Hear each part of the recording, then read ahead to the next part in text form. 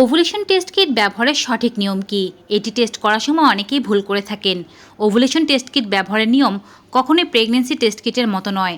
Ovulation test kit ব্যবহার করতে হয় দিনের বেলা, সকাল 10টা থেকে রাত 8টার মধ্যে। সবচেয়ে ভালো সময় হচ্ছে দুপুর 2টা। ওভুলেশন টেস্ট কিট মাসিকের 11তম দিন থেকে নিয়মিত ব্যবহার করতে হয়, যতদিন পর্যন্ত না আপনার টেস্ট লাইন ও সি লাইন সমান পরিমাণ গাঢ় হচ্ছে।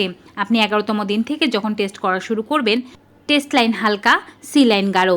দ্বিতীয় দিন যখন আবার টেস্ট করবেন, দেখবেন টেস্ট লাইন আরও একটু গাঢ় হয়েছে। কিন্তু যতক্ষণ পর্যন্ত না টেস্ট লাইন ও সি লাইন সমান পরিমাণে গাঢ় হবে এবং যতক্ষণ পর্যন্ত না টেস্ট লাইনের চেয়ে সি লাইন একটু হালকা হয়ে যাবে, ততক্ষণ পর্যন্ত আপনার ওভুলেশন হয়নি।